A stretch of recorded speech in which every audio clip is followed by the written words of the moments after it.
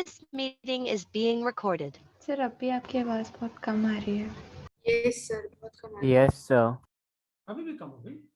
अरे यार, ऐसे कैसे हो सकता है? सर एक्चुअली अभी तो पहले से कम आ रही है। हाँ सर। Yes sir. नहीं रुको सर। रुको, यस अरे रुको तो जब तो करूँगा, 1 मिनट तो रुको।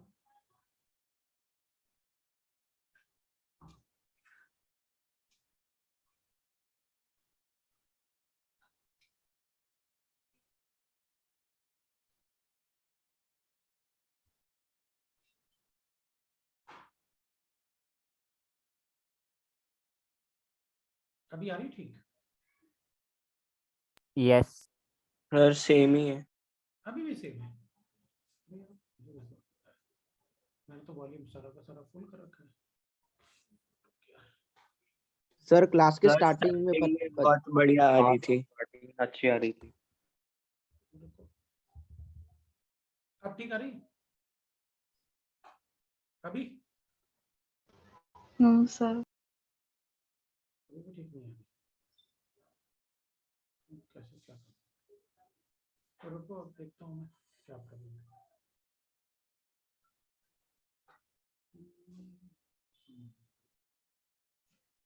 अब बताओ।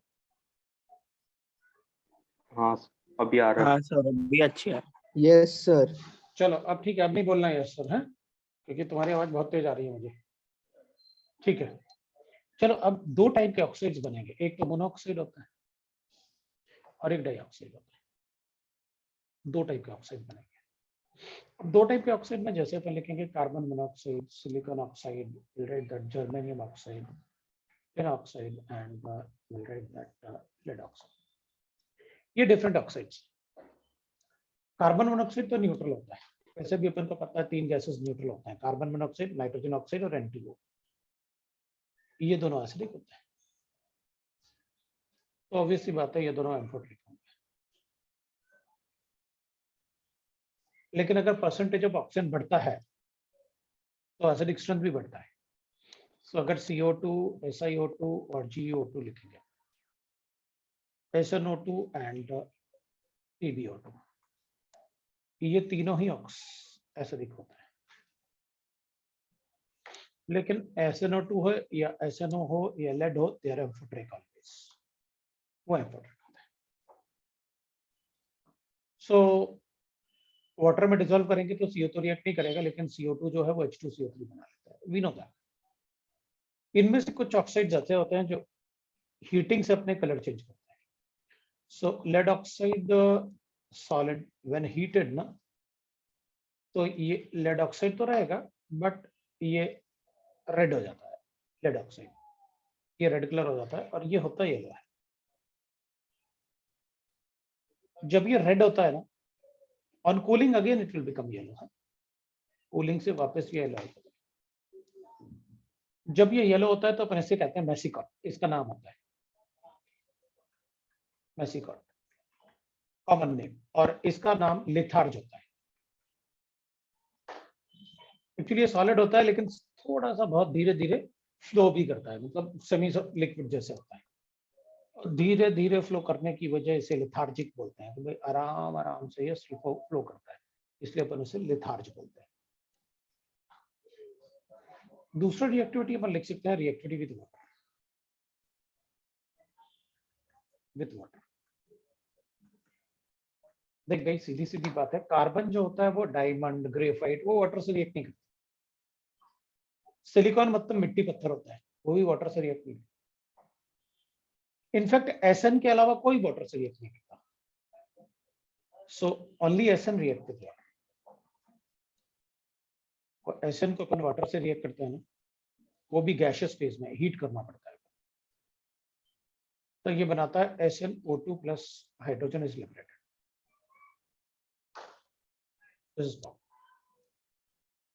ऑल अदर्स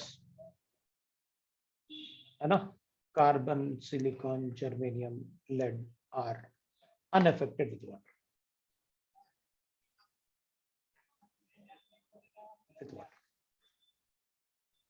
वाटर के साथ रिएक्ट नहीं करते।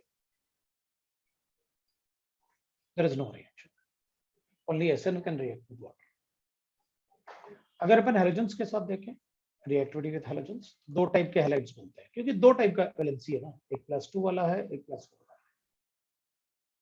सो रिएक्टिविटी विद हैलोजेंस, सबके सब डायरेक्टली रिएक्ट करते हैं हैलोजेंस के साथ on heating to form two types of dihalides. एक तो बनता है अपने पास क्या, मैक्सिमम तो बनाते हैं टेट्राहैलाइड्स एंड दूसरा बनाते हैं वो डाइहैलाइड्स। डाइहैलाइड्स सारे के सारे आयनिक होते हैं, जो भी डाइहैलाइड्स बनेंगे वो आयनिक ही होते हैं जनरली, whereas tetrahalides जो होते हैं वो कोवेलेंट होते हैं। So we can write that most of them are covalent of MX4 are covalent, लेकिन जब फ्लोराइड्स होते हैं तो उनमें आयनिक कैरेक्टर भी होता है, but SNF4 and PbF4 because electronegativity difference बहुत ज्यादा है are ionic in nature, right? They are ionic in nature. So, but PbBr4 and PbBr4 and PbI4 ये तो अपन ने पीरियोडिक टेबल में भी पढ़ा था, डू नॉट एग्जिस्ट। अगर अपन बनाएंगे भी तो भी वो अपने आप ही डिकम्पोज कर जाता है, मतलब अगर अपने पास PbI4 है तो ये अपने आप ही डिकम्पोज करके PbI2 बना लेगा प्लस I2 लिबरेट कर जाएगा, मतलब वो PbI4 is unstable, it does not exist, बना ही नहीं पाएंगे। ठीक है, हेवियर एलिमेंट्स जो ये लेड, टिन और जर्मेनियम होते हैं ना, तो we can write that heavier elements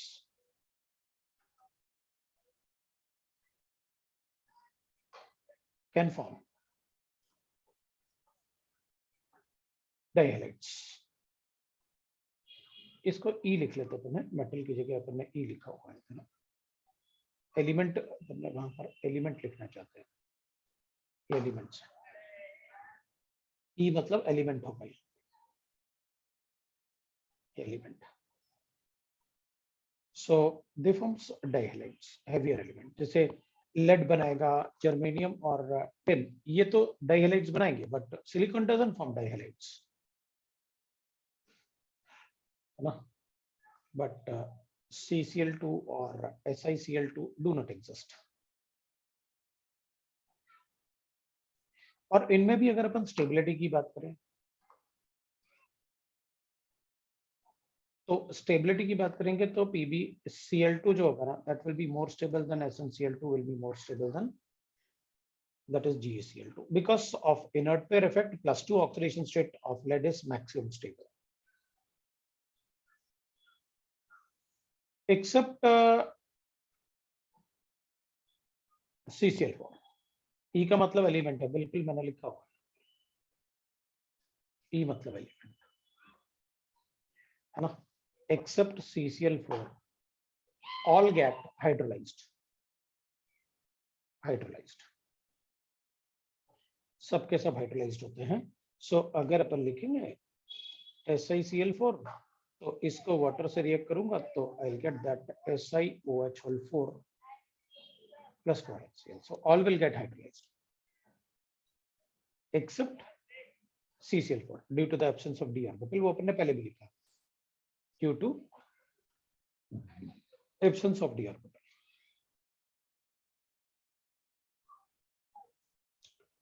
due to the absence of d orbital।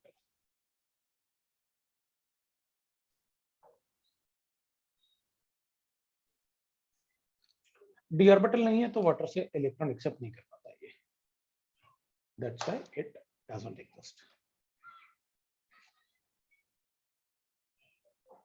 अब अपन नेक्स्ट पेज पे जा सकते हैं।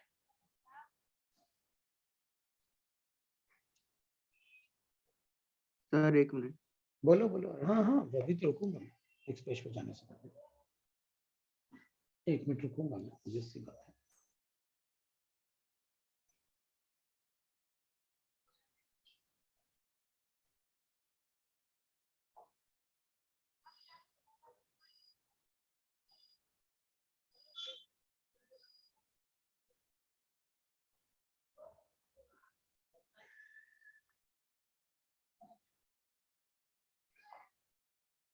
शुरू करता हूँ, ठीक है।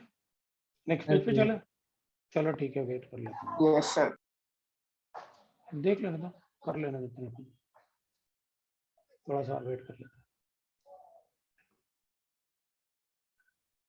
थोड़ा सा जल्दी करो। सर SnCl2 के बाद क्या लिखा स्टेबिलिटी में? SnCl2 के बाद GeCl2 ना, जर्मेनियम, GeCl2 है ना।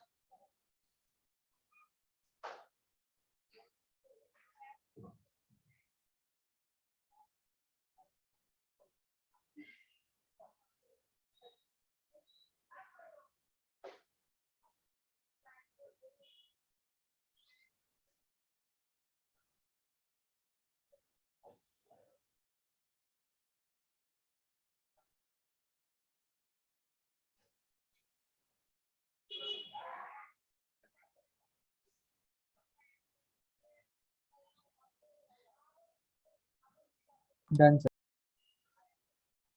ठीक है, अब मेरे ख्याल से सबने कर लिया।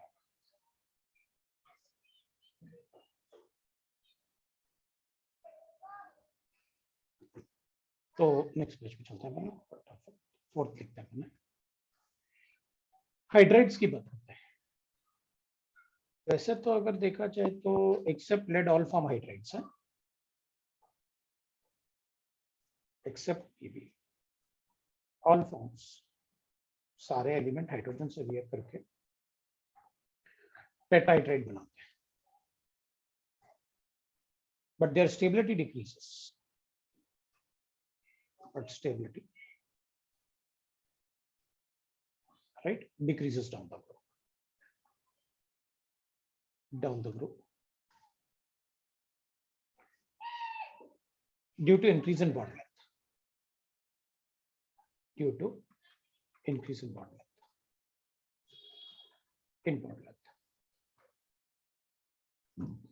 ठीक है ना। इसलिए अपन कहते हैं SiH4, SiH4 अपन साइलेन बोल सकते हैं उसको, SiH4 जिसको अपन साइलेन बोलेंगे, is more reactive than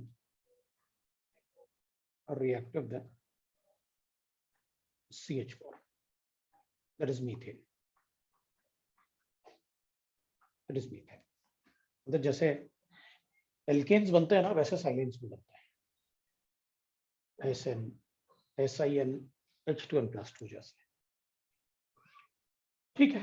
So we get the hydrides, and hydrides are very good reducing agents, सभी हाइड्राइड अच्छे reducing agent होते हैं, बट इनमें सिर्फ इतना ही पढ़ने के लिए है अपने पास कि भाई stability decreases due to increase in the bond length.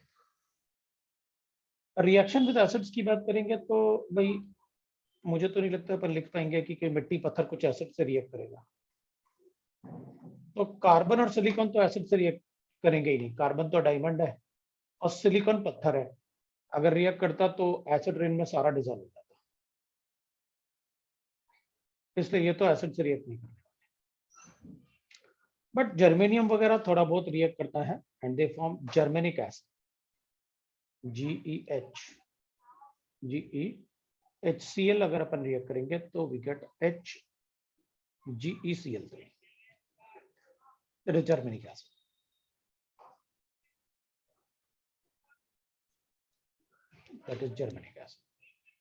ऐसे ही अगर अपन स्टेनिक एसिड बना सकते हैं अगर अपन SnCl2 से रिएक्ट करेंगे। अब इसमें भी ना डिपेंड करेगा कि आप कॉन्सेंट्रेटेड HCl ले रहे हो, इसमें तो कोई भी ले लो, एसिड तभी बनेगा जब आप गैसियस स्टेट मतलब कॉन्सेंट्रेटेड ले रहे हो। अगर आप HCl को SN या लेड दोनों में से किसी से भी, अगर आप कॉन्सेंट्रेटेड HCl से लिख रहे हो तो विल गेट द एसिड, मैं अलग लिख लेता हूँ, है? तो जैसे लेड अपन को गिवन है, इसको कॉन्सेंट्रेटेड HCl से रिएक्ट करना है,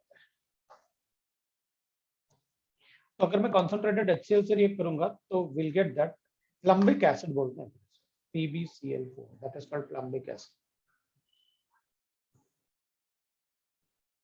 प्लम्बिक एसिड। और स्टेनिक एसिड जो होता है, जैसे अपन लिखेंगे स्टेनिक एसिड, जैसे लेड है Pb लिखा वैसे अपन SN भी लिख सकते हैं, वो स्टेनिक एसिड हो जाएगा, राइट, वो स्टेनिक एसिड हो जाएगा। सो उसको अपन स्टेनिक एसिड बोलते हैं। अब दूसरे जैसे एसएन और ये लेड है, एसएन या लेड है,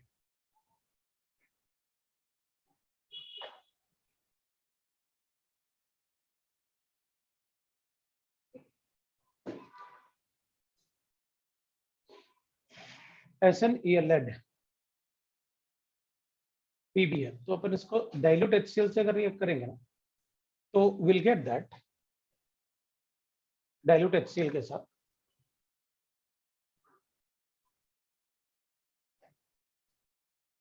अपन को मिलेगा दैट विल बी SnCl2। अगर डाइल्यूट होगा तो डाइक्लोराइड मिलेगा या PbCl2, दोनों में से कोई भी लिख लो, फर्क नहीं पड़ने वाला। ये PbCl2 बनेगा, है ना, PbCl2 और ये अपन का PbCl2।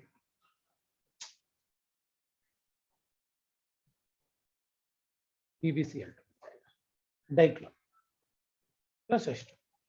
अगर डाइल्यूट होगा तो, कॉन्सेंट्रेटेड होगा तो विल गेट द एसिड्स, तो अपन का acid.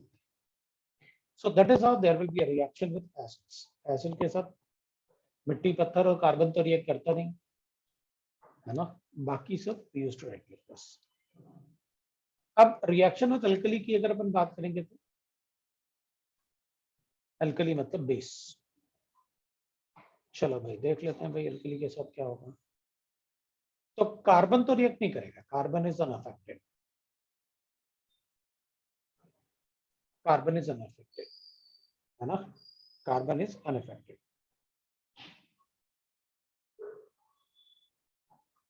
Carbon is unaffected, right. तो अपन क्या लिखेंगे, जैसे सिलिकॉन है, carbon is does not react with that, है, कार्बन तो रिएक्ट करता नहीं है, तो सिलिकॉन जो होता है वो रिएक्ट करता है। अगर अपन सिलिकॉन को NaOH से रिएक्ट करेंगे, सॉलिड सिलिकॉन को, तो सिलिकॉन सिंस एक्वस मीडियम में वाटर से रिएक्ट तो नहीं करता, लेकिन NaOH के साथ, एक्वस NaOH के साथ स्लोली ऑन हीटिंग रिएक्ट करता है, और रिएक्ट करने के बाद we get sodium silicate. Sodium silicate is a water glass, है, sodium silicate is a water glass. Glass बनता ही ऐसे है, तो ट्रांसपेरेंट ग्लास ऐसे ही बनते हैं। सो एक्वस मीडियम में इट फॉर्म्स सोडियम सिलिकेट्स, और अगर इसकी जगह टिन और लेड होता है, उसको भी NaOH से बिल्कुल सेम वे में रिएक्ट करते हैं, तो ये वाटर के साथ अगर एक्वस मीडियम में रिएक्ट करेंगे तो सोडियम Na2SnO2 होता, तो सोडियम स्टेनेट होता, और अगर लेड होता तो प्लम्बेट लिख देता, ये सोडियम स्टेनेट होता। Pb का प्लम्बिक एसिड, Sn का क्या नेम होगा, स्टेनिक एसिड। जैसे Pb का प्लम्बिक एसिड होगा वैसे Sn का स्टेनिक एसिड होगा, तो we get a product like this. ये अपना प्रोडक्ट था भाई, है ना, ये अपना प्रोडक्ट है। सर Na2SnO2 क्या लिखा है आपने?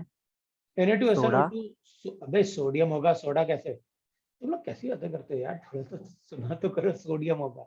Na2 दिख तो रहा है वो, हाँ सर। तो उसको देख तो ले पहले, सोडियम स्टेनेट, है ना, क्योंकि BIN में भी तो पढ़ा अपन ने, BIN में भी तो अपन ने डिस्कस किया ना, तो अपन पढ़ेंगे वैसे। अब next we can write that anomalous behavior of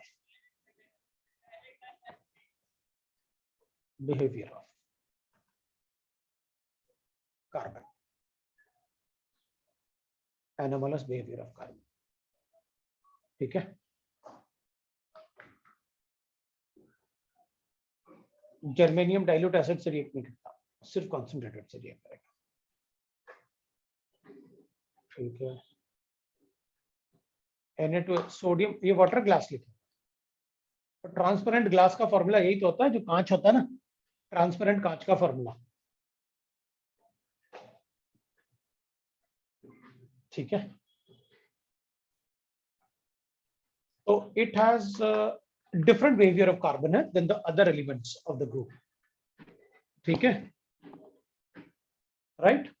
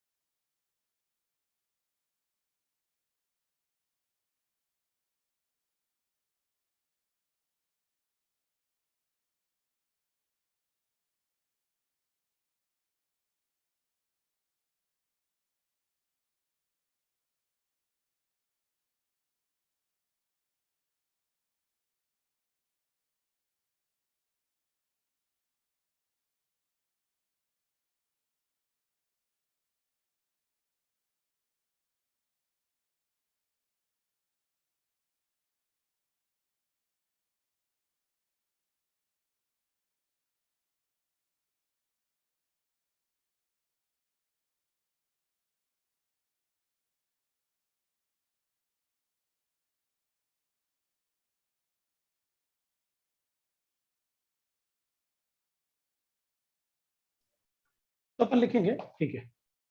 तो anomalous behavior में it has highest melting and boiling point. So among all these, it has highest melting points.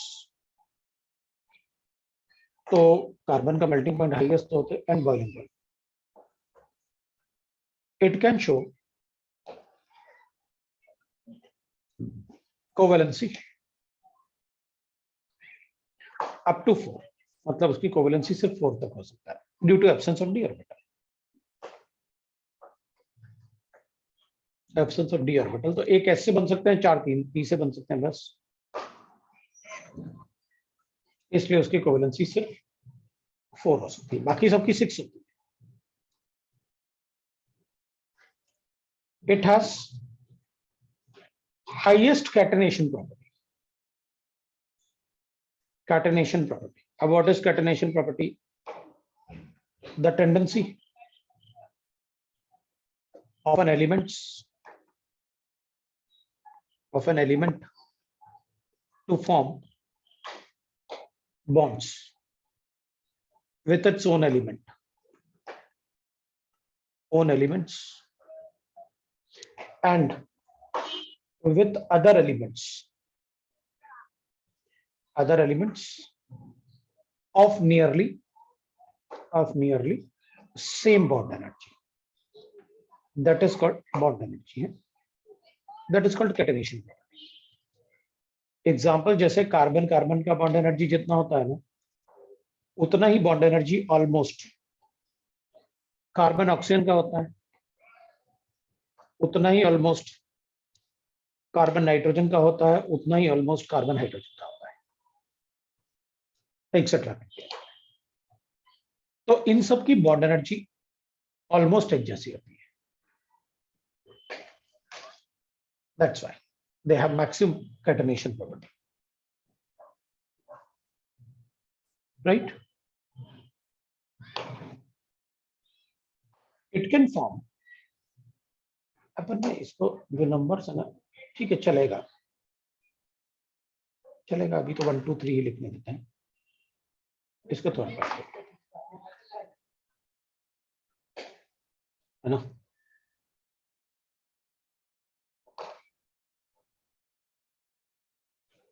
Due to property of catenation, इसको it की जगह भी लिखूंगा, due to property of catenation, due to catenation property,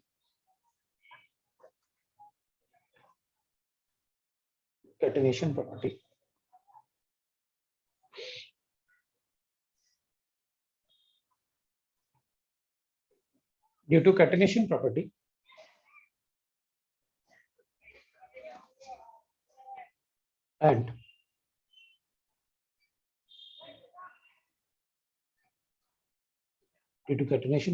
and due to ability to form p pi bonds, Other elements cannot show form these bonds. Can't form. P pi P pi. Other elements can't form P pi P pi. ठीक है ना? So, and ability to form P pi bond formation of carbon है ना? It can show largest number of allotropic modifications. Allotropic modification. इसके largest number of allotropic modification होते हैं due to the presence of P pi bond formation. Largest number of allotropic modifications. So we can write the allotropes. एक तो होता है diamond.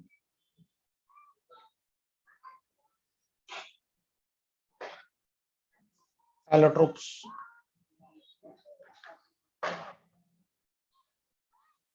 Diamond.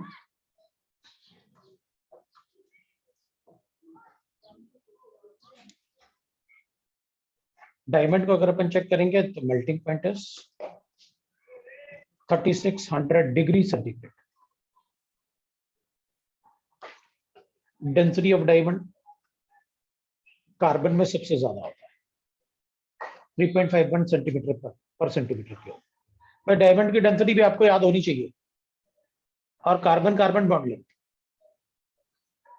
ये तो अपन को पहले से पता है. Single bond length is 1.54 angstrom. ये होता है भाई carbon carbon bond.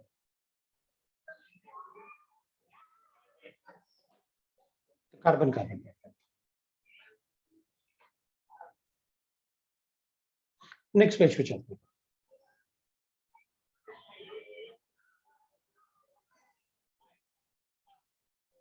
Next page पे चलेगा. डेंसिटी इज 3.51 ग्राम पर सेंटीमीटर क्यूब. कार्बन के एलोट्रोप्स में सबसे ज्यादा होती है उसकी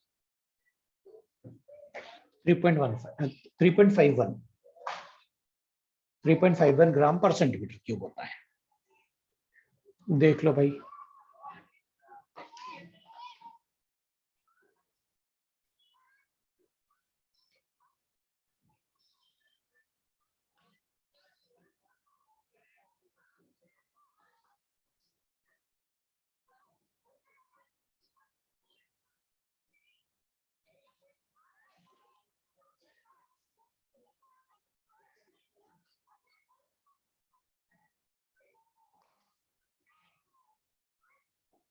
हो गया. तो नेक्स्ट पेज पे चले. चलो भाई चले नेक्स्ट पेज पे. दूसरा देखते हैं क्योंकि डायमंड में तो ज्यादा कुछ पढ़ने के लिए नहीं होता. ग्रेफाइट देखते हैं.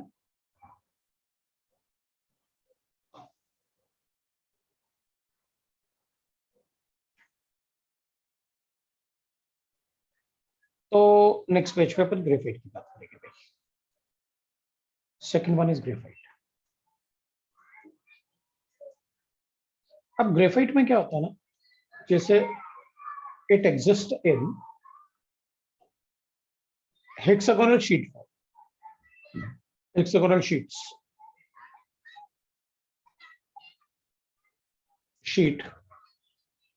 इन लेयर्स. ठीक है. With carbon carbon bond length of 1.415 angstrom unit and 3.40 angstrom unit. ये दो टाइप के बॉन्ड लेंथ होते हैं ग्रेफाइट. चलो देखते हैं कैसे. ग्रेफाइट जो होता है वो हेक्सागोनल लेयर्स में होता है. ऐसे हेक्सागोनल शीट में होता है. ऐसे हेक्सागोनल शीट्स में होता है.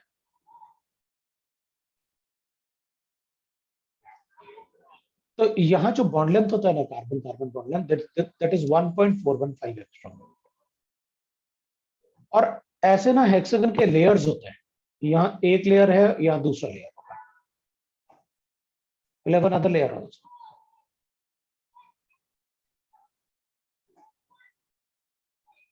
ये दूसरा लेयर होगा. ऐसे different layers. In different layers में ना जैसे इन अब यहाँ भी होंगे बॉन्ड्स, ऑब्वियसली बात है, यहाँ भी होंगे बॉन्ड्स, यहाँ भी होंगे, ऐसे बहुत सारे। तो होगा क्या कि इधर ना इनके बीच में जो ऐसे लेयर्स के बीच में ये कार्बन आपस में ऐसे बॉन्डेड होता है, अट्रैक्टेड होते हैं वंडरवल फोर्सेस से। ये इससे अट्रैक्टेड होगा, ये इससे अट्रैक्टेड होगा, ये इससे अट्रैक्टेड होगा, ये इससे अट्रैक्टेड होगा, ये इससे अट्रैक्टेड होगा, ऐसे आपस में जो अट्रैक्शन होगा। तो यहां से लेके यहां तक जो डिस्टेंस होता है ना कार्बन में, ये जो डिस्टेंस है this is 3.40। So 3.40 angstrom unit is the distance between the two layers और between the layers. So this is the distance between the layers. अब इसमें क्या होता है, इसमें डबल बॉन्ड्स भी होता है,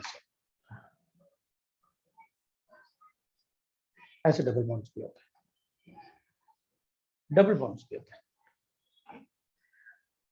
लाइक दैट। तो एक लेयर पूरा एक बनेगा, दूसरा लेयर बनेगा, थर्ड लेयर बनेगा, फोर्थ लेयर बनेगा। दो लेयर के बीच में डिस्टेंस अलग होगा और एक ही लेयर में जो कार्बन कार्बन का डिस्टेंस होता है वो अलग होता है। Graphite is non aromatic but resonance stable. Stable. The distance between the two layer is large.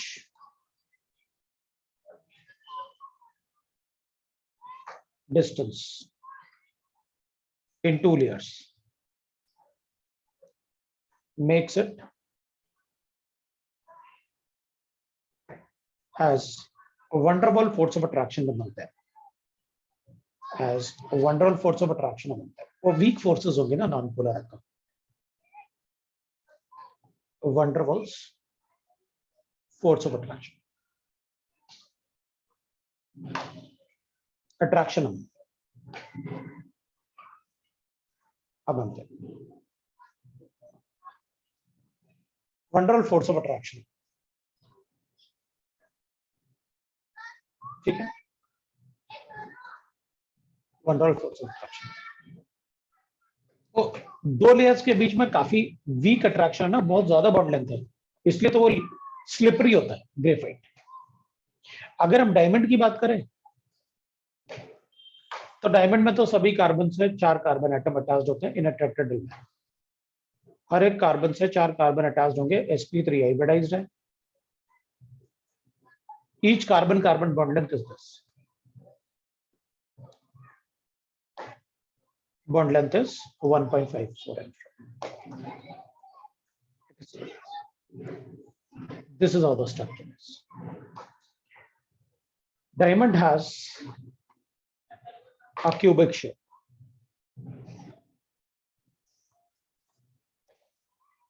Diamond has a cubic shape. इसका hexagonal shape होता है, इसका cubic shape होता है। With each carbon atom arranged in, अब उस short में sp3 लिखूंगा तो ऑटोमेटिकली आपको पता चल गया कि टेट्राहेड्रल फॉर्म में रहता है। उसको मैं टेट्राहेड्रल भी फॉर्म में लिख सकता हूँ या sp3 हाइब्रिडाइज्ड लिख सकता हूँ, एक ही बात। इसमें sp2 है, sp2 hybridization of carbon atom.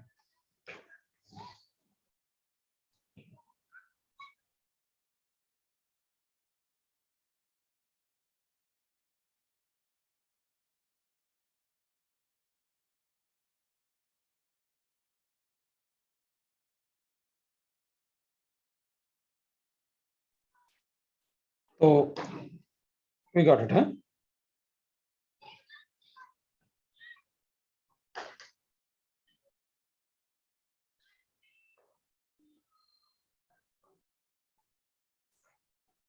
So we can write that next one. ये क्रिस्टलाइन थे, लास्ट टाइम अपन ने लिखा था what is crystalline form and amorphous form, तो ये क्रिस्टलाइन फॉर्म है। अभी एक और क्रिस्टलाइन फॉर्म पढ़ेंगे अपन, फुलरीन। है ना, फुलेरीन। तो फुलेरीन्स ये तो रिसेंटली डिस्कवर्ड हुआ है अराउंड 2000 में, फॉर्म ऑफ कार्बन। तो prepared as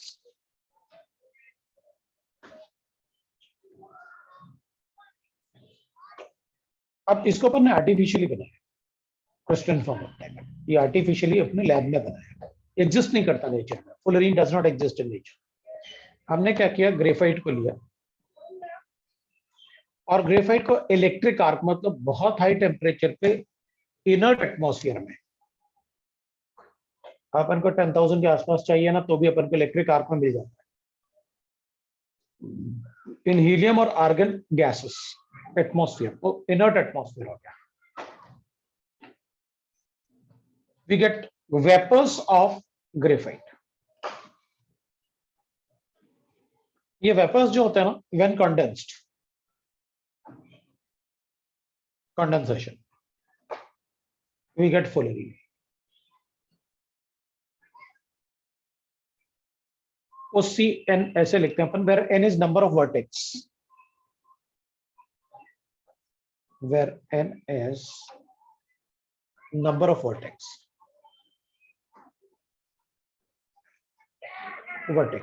where N is the number of vertex, where N is the number of vertex। Mainly जो फुलेरीन बनता है ना, it is C60, so mainly it is C60 and some C70, मतलब ये जो number है vertex है, मेनली तो C60 ही पढ़ाते हैं अपन को, अभी भी C60 ही पढ़ाते हैं। And the traces of, also traces of फुलेरीन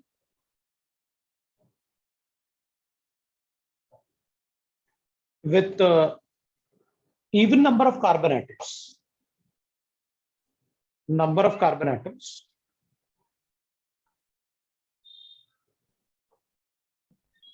up to 540। वैसे तो मेनली 350 तक ही होता है, बट लेकिन 540 तक इवन नंबर कुछ कुछ आ जाता है। These are cage-like molecules, जो फुलेरीन होते हैं ना, these are cage-like molecules। जो C60 और C70 होते हैं, they are the cage-like molecules called as Buckminster fullerene। वो बकी बॉल जैसे होता है, Buckminster fullerenes। फुलेरीन को अपन नाम देते हैं depending on the shape, it is called Buckminster fullerene due to bucky balls, bucky balls।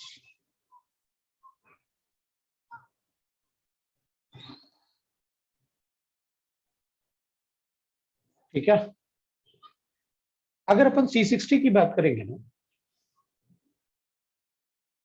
C60, अब इसमें ना जैसे अपन ने लिखा ना वर्टेक्स वगैरह भी होते हैं, तो C60 का जो स्ट्रक्चर होता है ना, वो बिल्कुल फुटबॉल जैसे होता है। आपने फुटबॉल देखा हुआ है ना, कैसे होता है, सबका पता है फुटबॉल कैसे होता है, ठीक है ना, सबको पता है फुटबॉल कैसे होता है। फुटबॉल में अगर आप देखोगे फुटबॉल को ध्यान से, तो उसमें एक 6 मेंबर्ड रिंग होता है, उस 6 मेंबर्ड रिंग से 3 6 मेंबर्ड रिंग अटैच्ड होते हैं और 3 5 मेंबर्ड रिंग अटैच्ड होता है। उससे 3 6 मेंबर्ड रिंग अटैच्ड होते हैं और 3 5 मेंबर्ड रिंग अटैच्ड होते हैं। 3 6 मेंबर्ड रिंग अटैच्ड होते हैं और 3 5 मेंबर्ड रिंग अटैच्ड होते हैं। So each 6 membered ring contain 26 membered ring and 12 5 membered ring।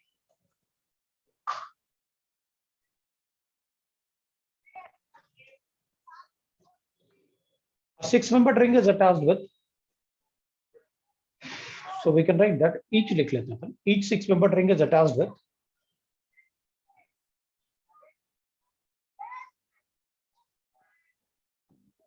ring is attached with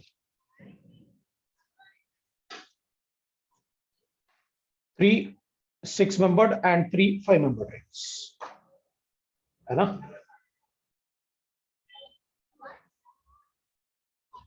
Three 6-membered and three 5-membered ring.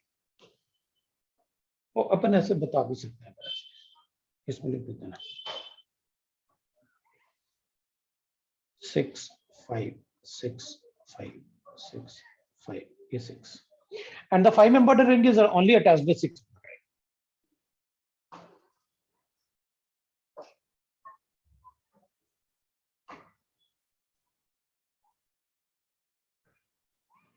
3 5 and 3 6-membered ring, whereas each 5-membered ring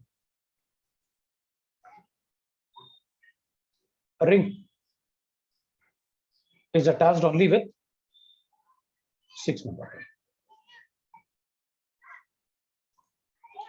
6-membered ring. वो सिर्फ 6-membered ring से attached है. All the carbon atoms are sp2 hybridized.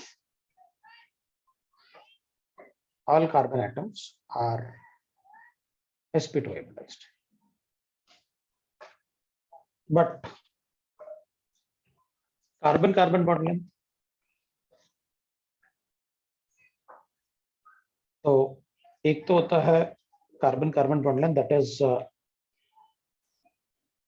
1.43 5 Armstrong unit, and एक होता है carbon bond length, that is 131.383 Armstrong unit. दो type के bond length है. It has aromatic character. It has aromatic character. अभी aromatic character के लिए तो इसमें डबल बॉन्ड भी होना चाहिए था, बनाऊंगा ना. It is like this.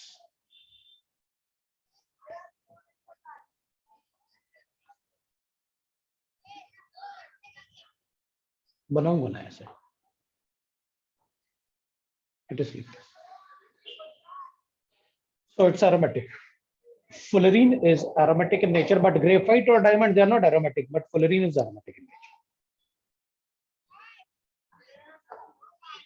Spherical fullerenes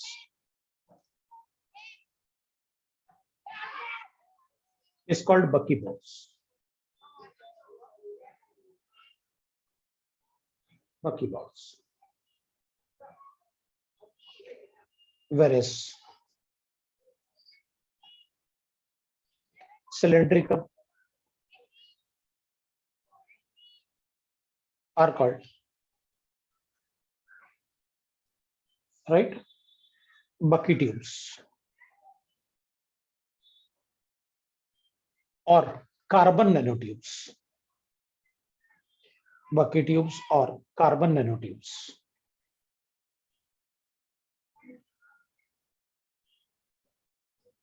Or carbon nanotubes. Or carbon nanotubes.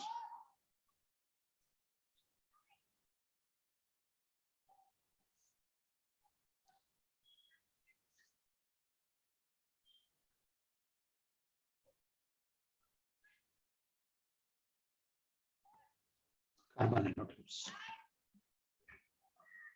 अभी प्लेनर फ्लोरीन्स भी होते हैं, दे आर कॉल्ड ग्रेफीन्स. तो अपन सी पॉइंट में लिखेंगे प्लेनर फ्लोरीन.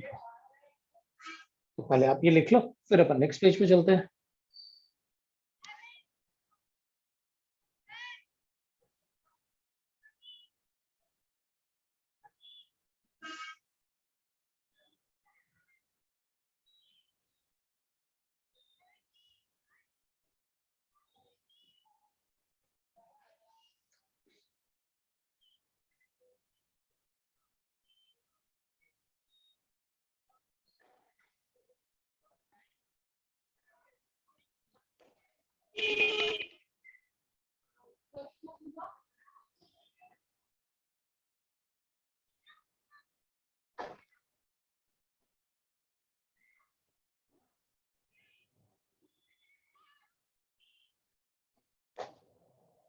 नेक्स्ट पेज पे जाते हैं।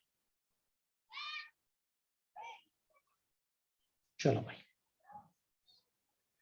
मैं एक सी पॉइंट लिखूंगा। इधर अपन ने बी पॉइंट तक लिखा, अपन सी पॉइंट लिखेंगे। C point is,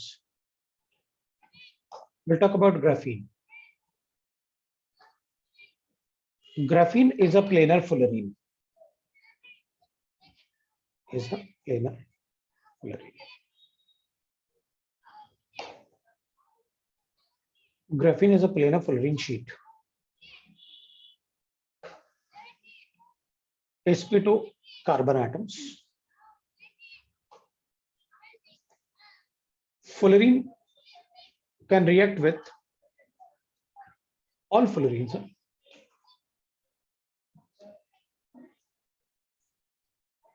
Can react with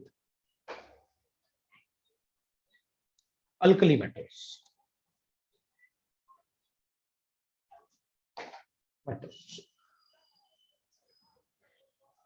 ठीक है ना?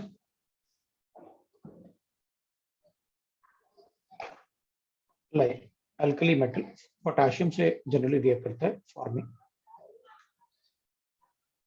K3, we can write like that, potassium forming solid S, ठीक है, solid भी होता है, solid K3C60, ये बनता है K3C60, which behave as a semiconductor, which behave as superconductor. इसलिए तो फ्लोरीन का इंपॉर्टेंस आपने behave as a superconductor. Conductor थोड़ा सा टेम्परेचर कम चाहिए लेकिन बिहेव तो करता ही है 18 केल्विन में, below 18 kelvin.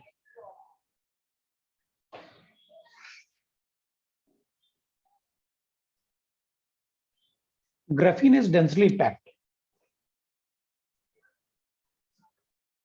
Is densely packed carbon in honeycomb-like structure. Comb-like crystal.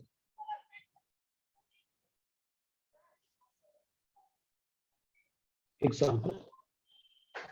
Graphene होता है, उसका example C540 and is aromatic.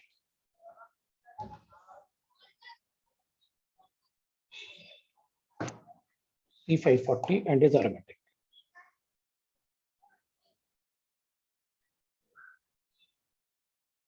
Aromatic image. All the fullerenes are covalent compounds. Are covalent compounds. And dissolve in the organic solvents. Organic solvents. And dissolve in the organic solvents. Delta H of formation of graphite, that is elemental form. जो elemental form होगा तो उसका delta H of formation 0 होता है, जबकि diamond is not elemental form क्योंकि उसको form करना पड़ता है। अगर डायमंड है तो उसका डेल्टा एच ऑफ फॉर्मेशन है प्लस 1.9 किलो कैलोरीज पर मोल, kilo joules per mole. But अगर अपन फ्लोरीन के लिए देखें तो इसको तो बनाना ही पड़ता है साफ साफ आर्टिफिशियल। फ्लोरीन के लिए अगर delta H of formation check करेंगे तो हमें बहुत सारा एनर्जी देना होता है। ये सारे वैल्यूज किलो जूल्स पर मोल है।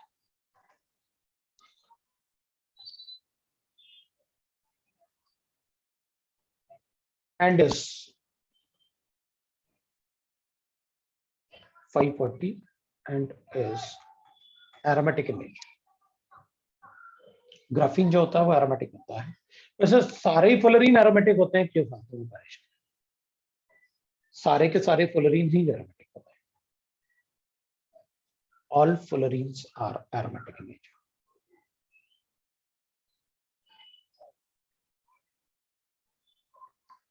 all the furans are aromatically neutral.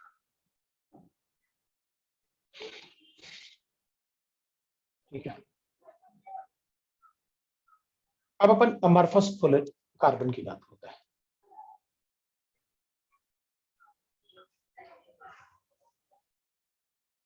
Form of carbon, amorphous form of carbon. Amorphous form of carbon में we'll say that it exists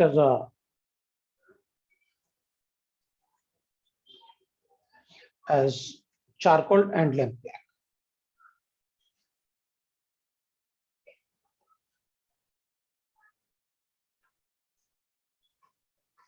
It exists as a charcoal and the lamp black. Fullerene. It exists as a charcoal and the lamp black. अब amorphous की बात करते हैं। एक तो heating of would, अगर अपन would को इन आयरन वेसल, एक वेसल ले लेते हैं आयरन वेसल,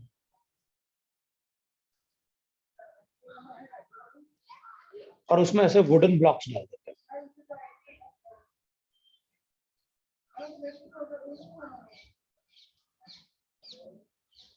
ये वुड ब्लॉक्स है इन एब्सेंस ऑफ एयर। सो ये वुड ब्लॉक्स है, heated of wood blocks in absence of air.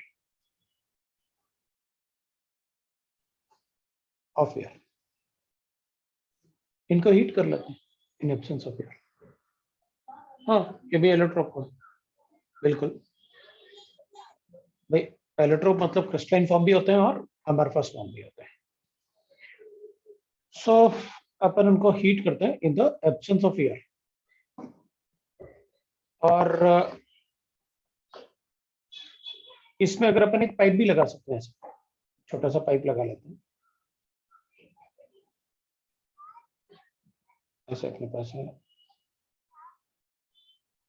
तो ऐसे एक पाइप भी लगा सकते हैं। ऐसे वुडन ब्लॉक्स है, तो एक पाइप लगा के अपन उसको ऐसे अपन डिस्टिलेशन भी कर सकते हैं। इसमें डिस्टिलेशन भी पॉसिबल है ना, उसमें डिस्टिलेशन भी पॉसिबल है। तो यहाँ पर जो डिस्टिलेशन से बनता है ना, वो मेथनॉल बनता है। सो अपन क्या करेंगे, दैट इज वुड ब्लॉक्स को हीट करेंगे। So this is called we get the black material left, right? No, the black material left after distillation. Distillation is called wood charcoal.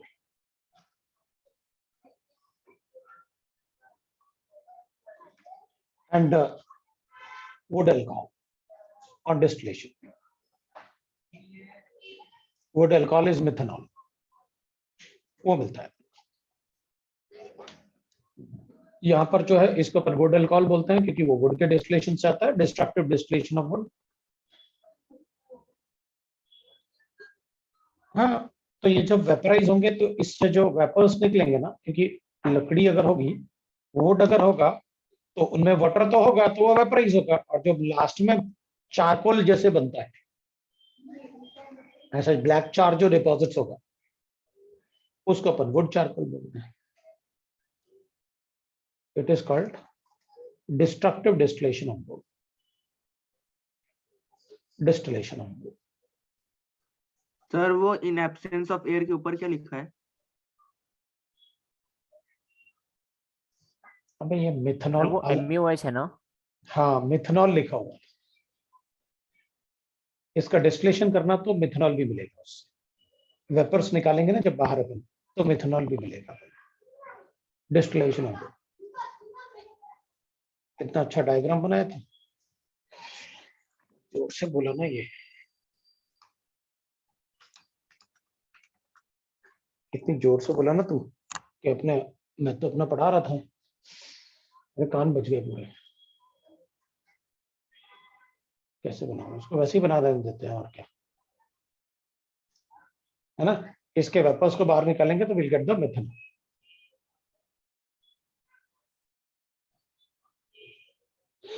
Similar treatment of animal bones,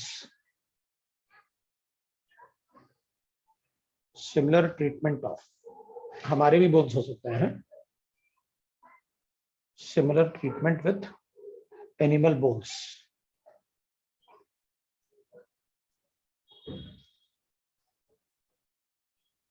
With animal bones, we get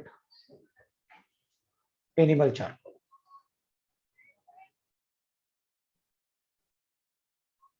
We get the animal charcoal. अगर ऐसे would block की जगह अगर अपन bones ले लें और उसको भी एब्सेंस ऑफ एयर में हीट करें तो we get the char, the black char. That black char is called animal charcoal.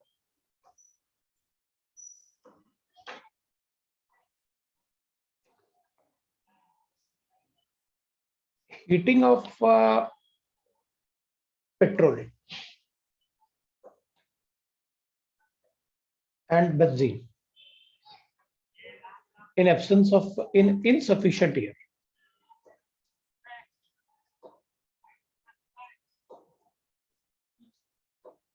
In insufficient air gives out the smoke.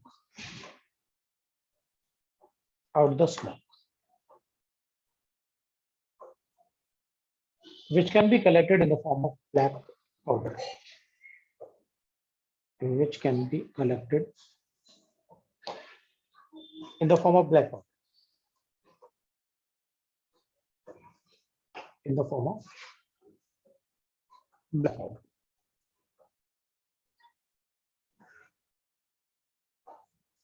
Known as lamp black. As lamp black.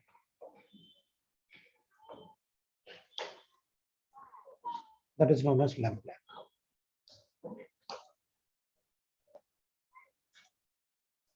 Used for making the shoe polishing material and the printing ink.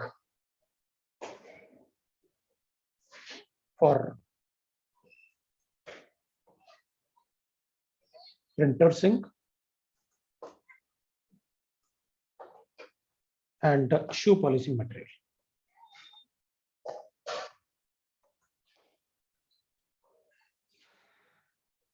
That is lamp black. और अब charcoal sugar cane charcoal भी होता है, but it is the purest form of charcoal. ये amorphous form है सारे के सारे. A very pure form of carbon. Pure form of carbon obtained from sugarcane charcoal.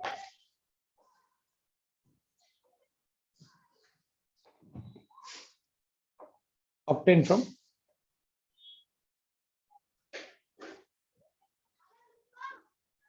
sugar coal, that is sugarcane.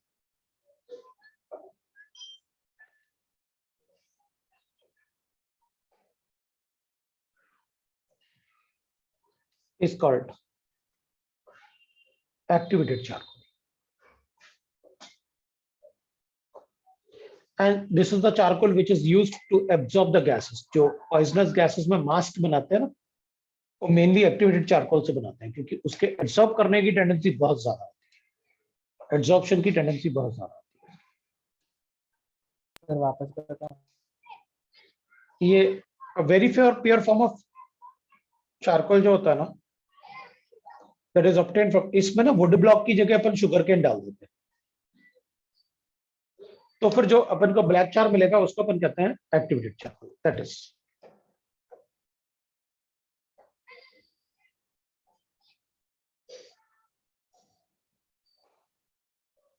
Sir आप poisonous gas का क्या बता रहे थे इसमें? कुछ भी नहीं बताया. एग्जांपल रिपीट कीजिए ना. Example it is used in making. आपने कहा used for adsorption of poisonous gases.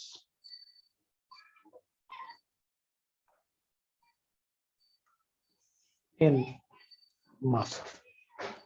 Actually आपने मूवीज वगैरह में मास्क लगा के जाते हैं ना पॉइजनस गैसेस के लिए, उसमें एक्चुअली एक्टिवेटेड चारकोल होता है, उन सब में एक्टिवेटेड चारकोल होता है मास्क में। अब कहीं ना कहीं मुझे आगे तो काफी ढेर सारा पढ़ाना है इसको, एक्टिवेटेड चारकोल को।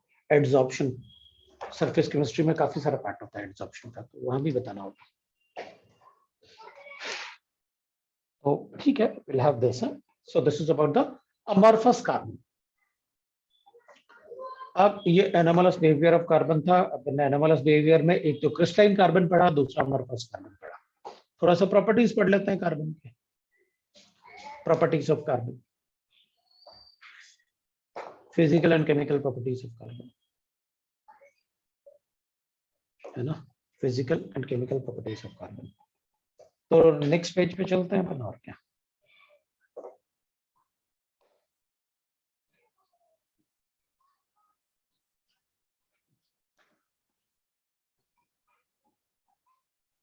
Physical and chemical properties of carbon.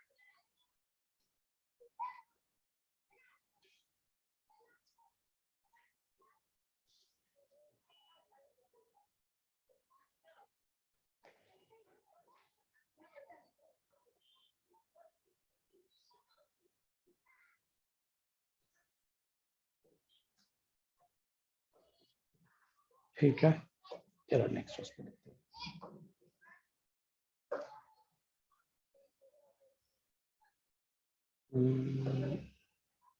चलो भाई, तो will write that physical and chemical properties of carbon and chemical properties of carbon.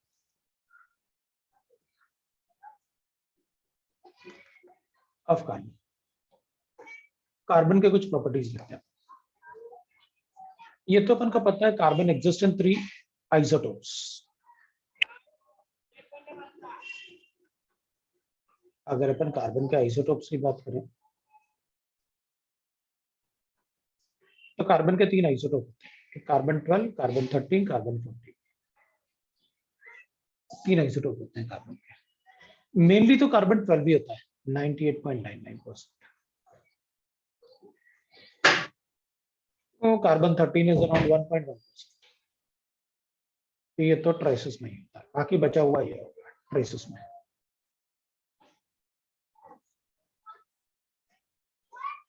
ये ट्रेसेस में आता है।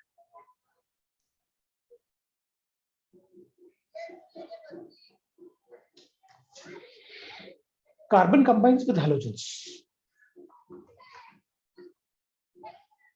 Combine with halogens to form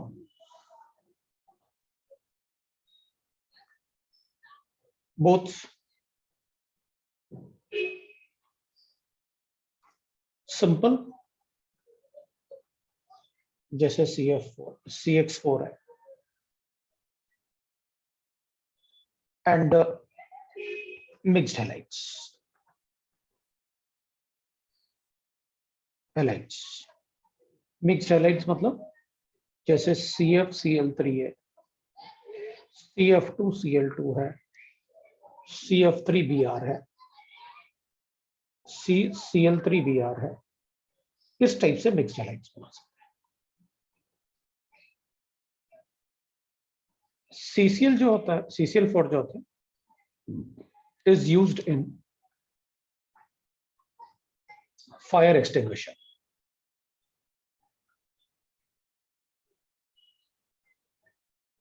CCl4 is used in fire extinguisher under the name of pyrene. मतलब अपन उसे pyrene बोलते हैं, name of pyrene. Fire extinguisher में जो पायरीन होता है वो कार्बन टेट्राक्लोराइड होता है, और जो क्लोरोफ्लोरोकार्बन होता है CF2Cl2 एज अ रेफ्रिजरेंट।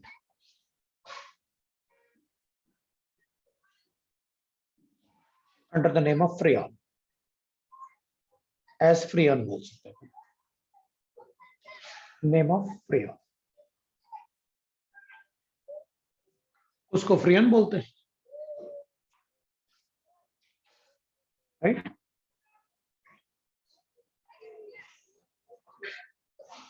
और कार्बन टेट्राक्लोराइड को अपन पायरीन बोलते हैं। तो एक तो अपन हैलाइड्स के बारे में, ये थोड़े नाम वगैरह अपन को याद रखने पड़ेंगे। क्लोरोफ्लोरोकार्बन बोलते हैं CFC।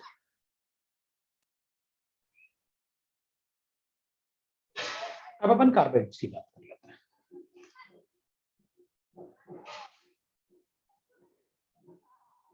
कार्बाइड में एक तो सॉल्ट लाइक कार्बाइड होते हैं, जो ionic carbide like carbides, they are ionic in carbides. Salt like carbide जो होते हैं दे आर आयनिक कार्बाइड्स, जैसे मेथेनाइड्स। मेथेनाइड का मतलब होता है जिनके हाइड्रोलिसिस से मीथेन बनता है,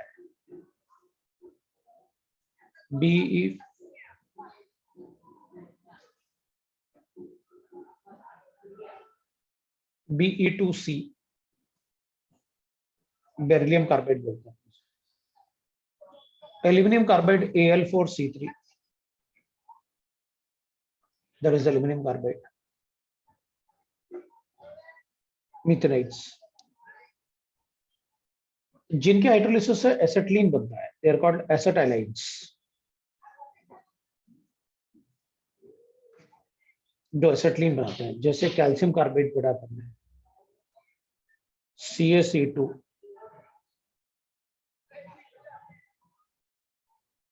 कैल्शियम कार्बाइड, इसके हाइड्रोलिसिस से कैल्शियम कार्बाइड बनता है। फिर मैग्नीशियम कार्बाइड भी होता है, MgC2 भी होता है, SrC2 भी होता है, like that we can write. और एक होता है एलाइलाइड्स। एलाइलाइड्स में क्या होता है कि भाई जिनके हाइड्रोलिसिस से एलाइलाइड्स बनते हैं, Mg2C3, इनका अगर मैं हाइड्रोलिसिस करूंगा तो मीथेन बनेगा, इनका अगर हाइड्रोलिसिस करूंगा तो एसिटिलीन बनेगा, that's why they are called acetides. और इनका अगर हाइड्रोलिसिस करूंगा तो प्रोपाइन बनता है, that's why they are called allylides. These are ionic carbides. जैसे आयनिक कार्बाइड्स होते हैं वैसे कोवेलेंट कार्बाइड, कोवेलेंट कार्बाइड्स, इनके हाइड्रोलिसिस से वी गेट ऑल दिस। ये मैंने आपको हाइड्रोकार्बन में बताया, एल्केन के प्रिपरेशन में, इसका हाइड्रोलिसिस, इसका हाइड्रोलिसिस, इसका हाइड्रोलिसिस और इसका हाइड्रोलिसिस मैंने क्लास में बताया ही।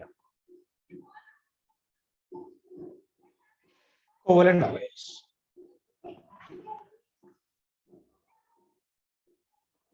कोवेलेंट कार्बाइड्स जो होते हैं they have joint structure,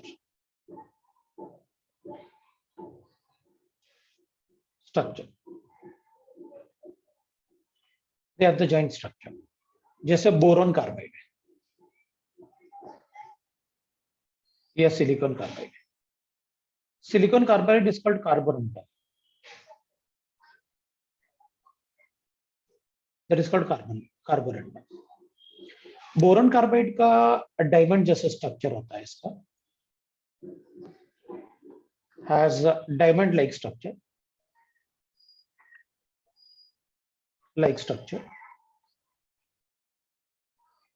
whereas silicon carbide का ग्रेफाइट जैसा स्ट्रक्चर होता है, ग्रेफाइट लाइक स्ट्रक्चर कार्बाइड्स। तो जैसे डायमंड था उसमें हर एक कार्बन 4 कार्बन से अटैच्ड होता है, तो इसमें हर एक कार्बन 4 बोरॉन से अटैच्ड होगा और हर एक बोरॉन 4 कार्बन से अटैच्ड होगा। Like that we'll get the structures.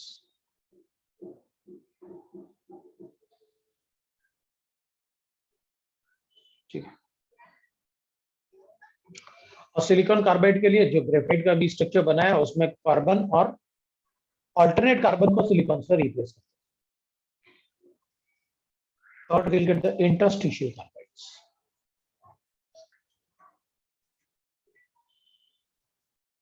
देखो अपन ने इंटरस्टिशियल कंपाउंड्स तो पढ़े हुए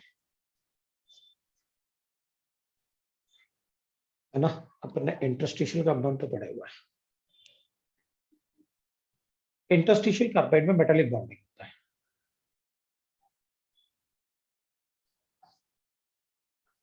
वहां कोई कोवेलेंट बॉन्ड फॉर्मेशन नहीं होता है, जैसे Cr3C,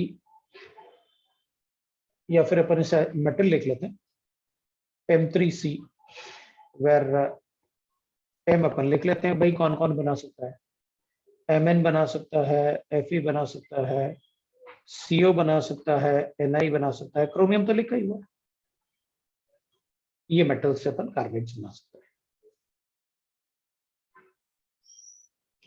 So in this, when carbon atom is trapped,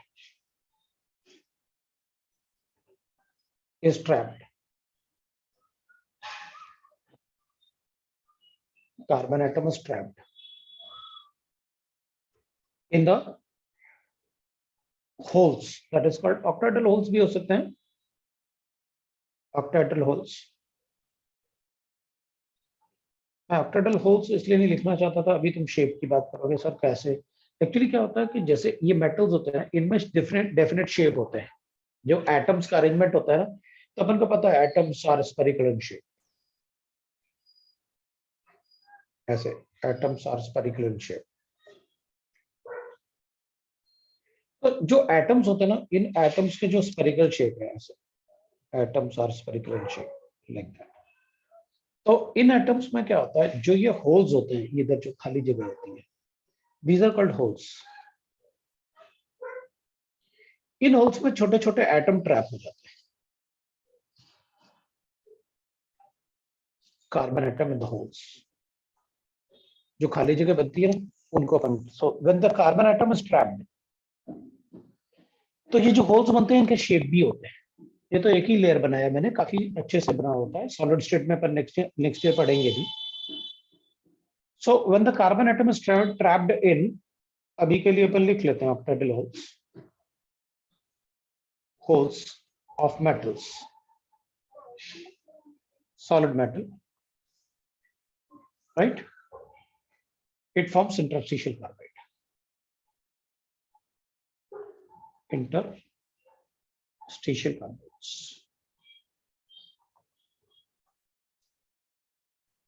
ठीक है, they have the properties, they have intermediate properties, मतलब आयनिक से थोड़ा वीक होते हैं लेकिन कोवेलेंट से स्ट्रांग होते हैं। तो we'll write that, so they have intermediate properties,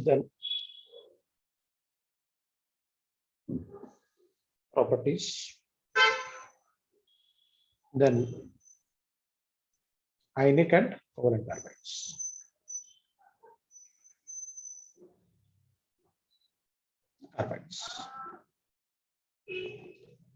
जो भी इंटरस्टिशियल कंपाउंड होते हैं ना, उनके मेल्टिंग पॉइंट, बॉइलिंग पॉइंट बहुत हाई होते हैं। They are very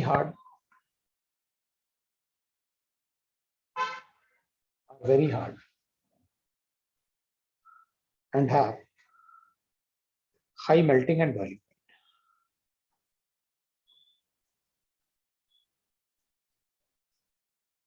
points, high melting and the boiling points, और डेंसिटी भी हाई होता है इनका, विद हाई डेंसिटी। तो थोड़ा सा हाइड्रोजन पता था, कौन से कंटेनर कैन कैरी हाइड्रोजन, उसमें थोड़ा सा हाइड्रोजन पढ़ा था, कौन से कंटेनर्स कैन कैरी हाइड्रोजन, मतलब नहीं समझा मैं। अच्छा, तू चाहता है कि हाइड्रोजन किस कंटेनर में कैरी करेंगे?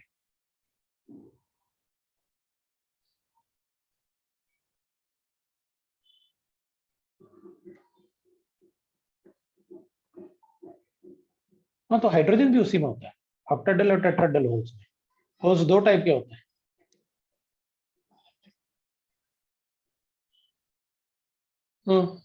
तो हाइड्रोजन तो टेट्राहेड्रल, क्योंकि हाइड्रोजन का साइज छोटा है ना, तो वो टेट्राहेड्रल होल्स में भी हो सकता है, ऑक्टाहेड्रल में भी होता है, लेकिन साइज ऑफ कार्बन थोड़ा हाइड्रोजन से बड़ा होता है।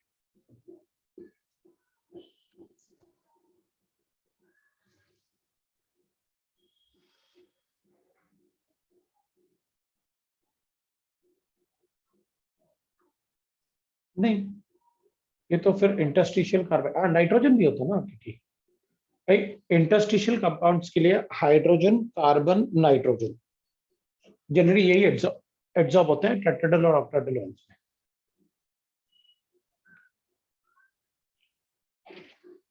कार्बन डायग्राम ये रिप्रेजेंट कर रहा है कि इनसे जो होल्स बनेंगे ना, इनसे जो ये होल्स बन रहे हैं ना, तो इन होल्स में कार्बन प्रेजेंट है, ये होल्स में कार्बन प्रेजेंट है, वो रिप्रेजेंट कर रहा है, वो रिप्रेजेंट कर रहा है।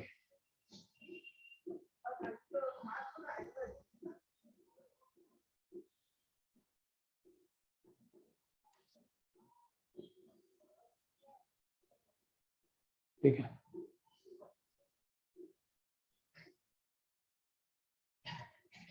सर AC1 का क्लास कब से है?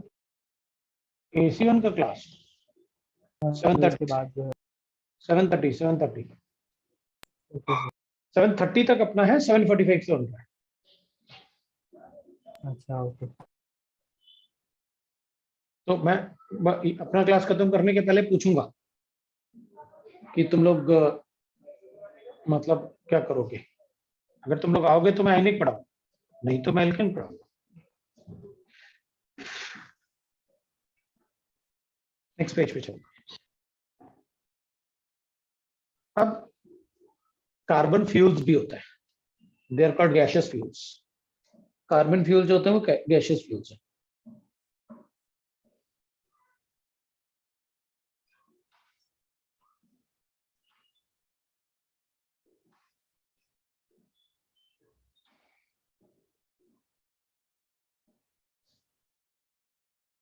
ठीक है ना,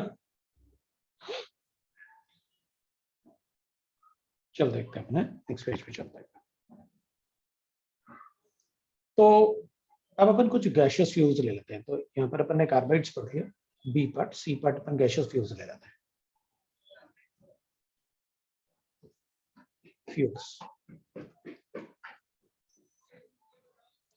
गैसियस फ्यूल्स में एक तो अपन को पढ़ना होता है, दैट इज मतलब थोड़ा अपन ऐसे कर लेते हैं, तो इसको दो पार्ट में डिवाइड कर लेते हैं, बहुत ज्यादा वैसे नहीं करते हैं, है ना, दो पार्ट में डिवाइड करते हैं। तो एक तो अपन पढ़ते हैं दैट इज गैसियस फ्यूल्स में, that is called water gas. Water gas को अपन ब्लू गैस भी बोलते हैं या सिन गैस भी बोलते हैं।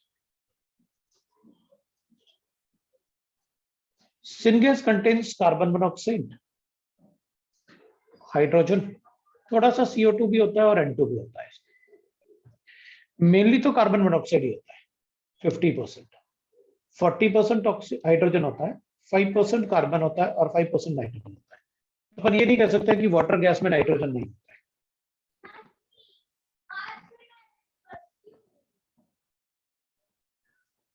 ठीक है ना, दूसरा चेक करते हैं, प्रोड्यूसर गैस। प्रोड्यूसर गैस में अपन क्या करते हैं, कार्बन को एयर में ऑक्सीडाइज करते हैं। So producer gas is CO plus N2, mainly तो यही दोनों होते हैं प्रोड्यूसर गैस में। Third we can write that is natural gas, CNG वगैरह होता है। नेचुरल गैस में CNG में मोस्टली तो इट इज CH4 ना, मीथेन भी होता है उसमें, मीथेन अल्केन ही मोस्टली होता है, ब्यूटेन तक। C2H6 भी होता है, मेनली तो मीथेन होता है, फिर C2H6 भी होता है, C3H8 भी होता है और C4H10 भी होता है। तो इसमें बहुत सारे होते हैं, इसलिए सिर्फ मैक्सिमम अमाउंट किसका होता है वो पूछते हैं, तो मीथेन ऊपर बता देंगे। ऑयल गैस भी होता है, तो इसमें भी एल्केन होता है, CH4 भी होता है, C2H6 भी होता है और C3H8 भी होता है, इवन एसिटिलीन भी होता है इसमें। फिर अपन कोल गैस भी लिख सकते हैं। कोल गैस में मैक्सिमम हाइड्रोजन होता है,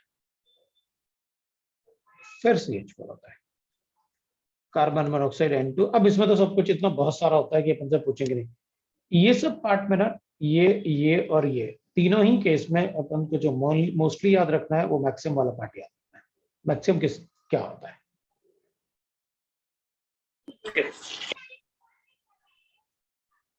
इसमें इक्वल प्रोपोर्शन में होगा N2 और CO।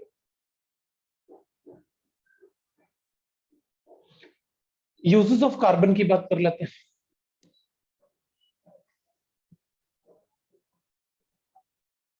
Of carbon,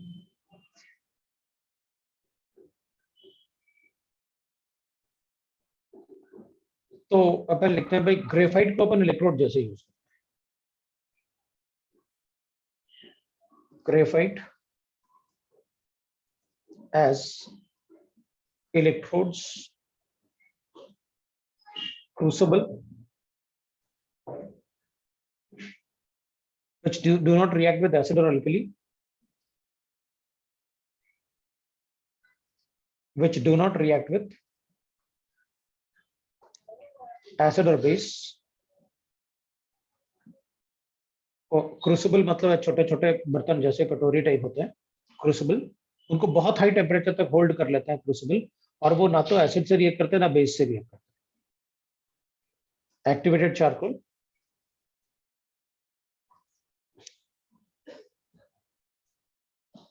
to absorb the organic matter,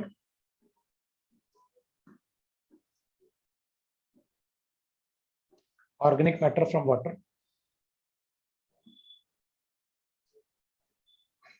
generally मैंने आपको गैसेस के लिए तो बताया ही था activated charcoal. Organic matter from water का मतलब जैसे आपने ना टीवी पे वो देखा होगा, पॉन्ड्स का ऐड आता है, पानी गंदा सा होता है, वो एक ब्लैक बॉल जैसे डाल देता है, वो ट्रांसपेरेंट हो जाता है, वो एक्टिवेटेड चारकोल ही होता है। पॉन्ड्स का ऐड देखा होगा ना सभी ने,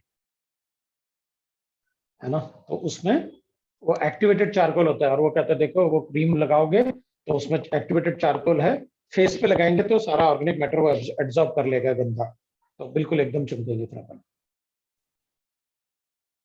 और एज डायमंड भी अपन यूज करते हैं, है ना? इन द ऑर्नामेंट, बताने की जरूरत नहीं डायमंड के लिए। एड्सॉर्ब होगा, एड्सॉर्ब, बी एड्सॉर्ब, है ना? डायमंड अपन यूज करते हैं। अब डायमंड के लिए क्या बताना, प्योरिटी बता दो बस। प्योरिटी ऑफ डायमंड, 1 कैरेट कितना होता है? डायमंड 200 मिलीग्राम होता है, मतलब कैरेट में प्योरिटी नहीं होता। 1 कैरेट मतलब 200 मिलीग्राम डायमंड की बात कर रहे हो।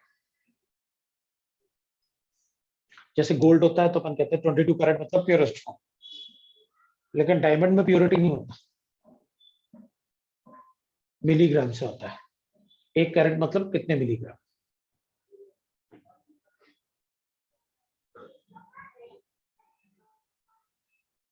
ये कार्बन के यूजेस है।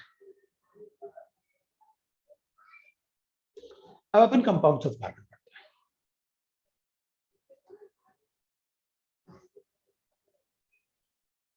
कंपाउंड्स ऑफ कार्बन में वी कैन राइट दैट, एक तो कार्बन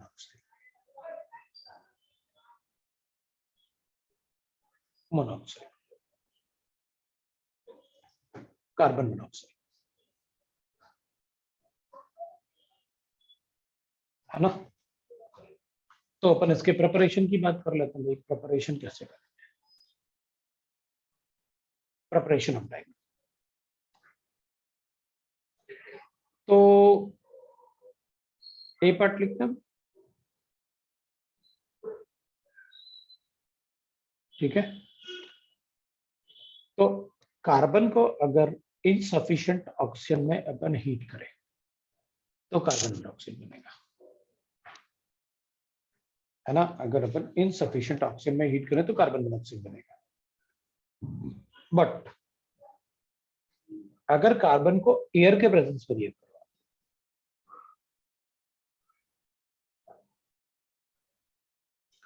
at 1000 degree centigrade. तो फिर we'll get the water gas, that is producer gas. Producer gas में वो 2:1 का मोलर रेशियो होता है producer.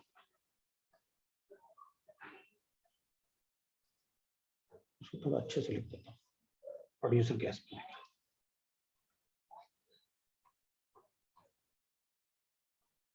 We get the producer gas. अगर आप एयर के साथ हीट करोगे तो प्रोड्यूसर गैस है कार्बन मोनोऑक्साइड में, राइट ना, इतने सारे फ्यूल गैसेस यूज किए अपन ने। दूसरा अपन लिख सकते हैं that is a lab method. अब लैब मेथड का मतलब होता है कि आपको जो लेबोरेटरी में इजीली मिल जाए, तो इसमें या तो आप फॉर्मिक एसिड ले लो, इसको अपन कहते हैं फॉर्मिक एसिड। आप फॉर्मिक एसिड को कॉन्सेंट्रेटेड H2SO4 के साथ हीट कर दो 100 डिग्री सेंटीग्रेड पे, तो इट विल गिव अस, अब H2SO4 होगा तो डीएडिटिंग एजेंट होता है और प्योर कार्बन मोनोऑक्साइड मिलेगा अपन को।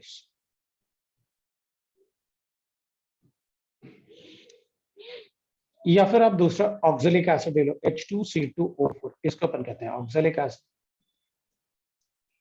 आप ऑक्सैलिक एसिड को भी कॉन्सेंट्रेटेड H2SO4 से हीट कर लो,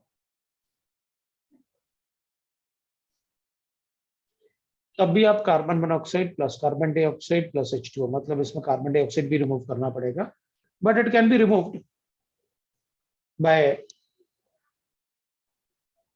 grams law of diffusion. You know that अगर गैसेस को सेपरेट करना है तो ग्राम्स लॉ ऑफ डिफ्यूजन होता है। ये अपन इसको कंडेंसर से भी पास करेंगे तो ये तो डिस्टिल नहीं होगा, लेकिन ये ठंडा हो जाएगा तो डिस्टिलेट हो जाएगा, this will be collected as a gas. तो ये तो अपन लेबोरेटरी में बना सकते हैं, मतलब स्कूल में अपन को फॉर्मिक एसिड इजीली मिल जाता है, ऑक्सैलिक एसिड भी इजीली मिल जाता है। कमर्शियली देखते हैं कि भाई कमर्शियली अपन कैसे प्रकार करेंगे।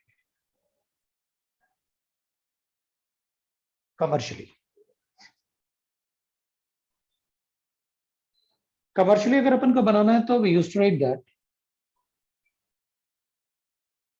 कार्बन को, जब कार्बन बर्न हो रहा होता है ना, उस टाइम उसको उसमें वाटर डाल देते हैं तो वो गैसियस स्टेट में रहेगा। काफी हाई टेम्परेचर पे बर्न होता रहता है और उसमें पानी डाल दें तो अपन को कार्बन मोनोऑक्साइड प्लस H2 बनता है, that is a water gas. ये वाटर गैस बना। प्रोड्यूसर गैस एयर में बन जाएगा, वाटर गैस अपन अगर कार्बन बर्न होता है और उसमें पानी डाल दें तो उस टाइम अपन को वाटर गैस मिलता है।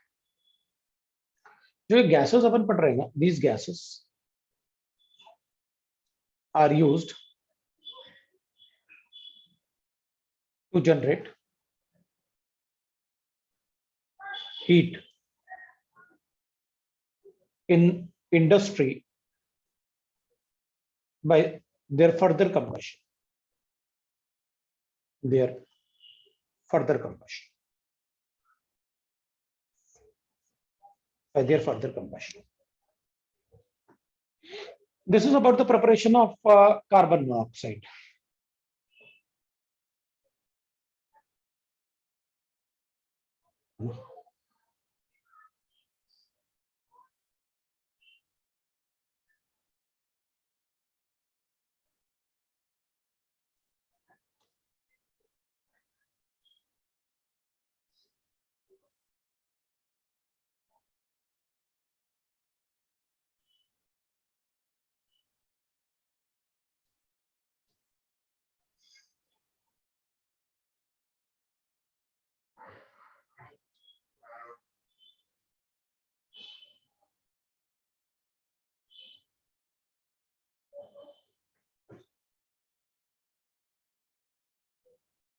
ठीक है, तो अपन प्रॉपर्टीज ऑफ, अब इसके प्रॉपर्टीज में it is a inert gas.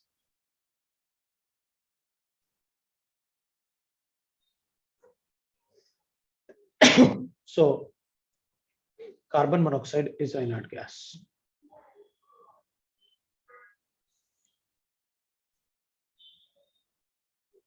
Is an inert gas.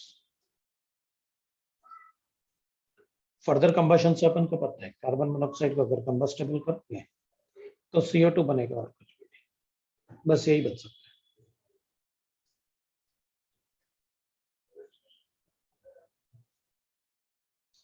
Preparation of CO2 अपन ने शुरू में ही पढ़ लिया था।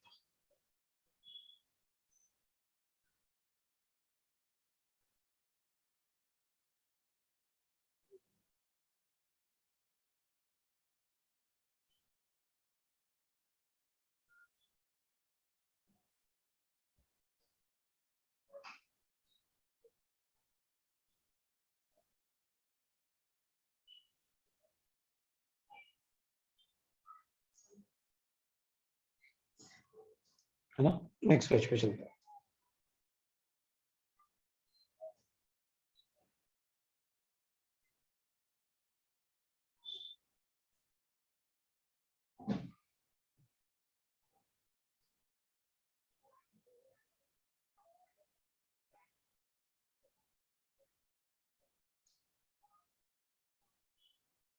हो जाए तो बताओ।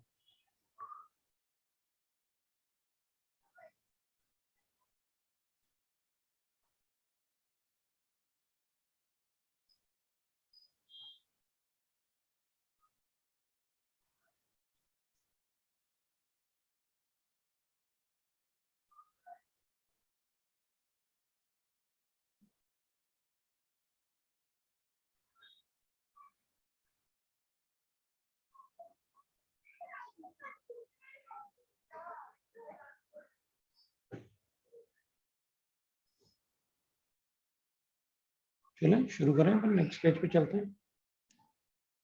चलो भाई, नोटेड सब लोग।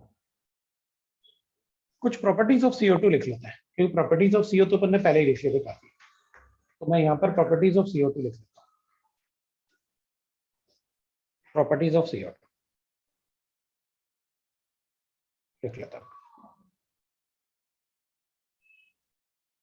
Properties of CO2,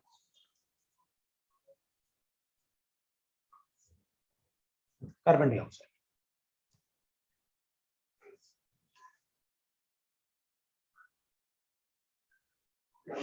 it is a colorless, odorless gas which can turn lime water milky, lime water milky। अगर हम CO2 गैस को calcium hydroxide that is called a lime water, तो we get calcium carbonate that is milky white. और इसमें अगर excess of CO2 add करेंगे तो we get soluble calcium bisulphate, ये व्हाइट पीपीटी डिसॉल्व हो जाएगा, दिस इज लाइम वाटर। और मैंने आपको बता रखा है इस ब्लॉक में कैसे लाइम वाटर बनाते हैं। This is a test of CO2 अपन बोल सकते हैं, this can be the test of CO2, है ना। In photosynthesis,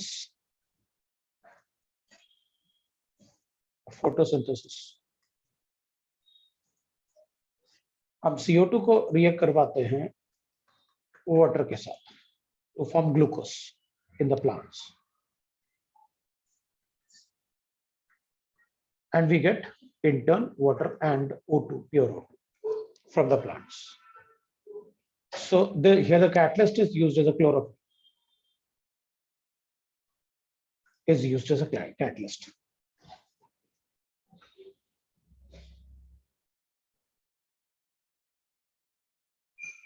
Solid CO2 is called dry ice. It is called dry ice.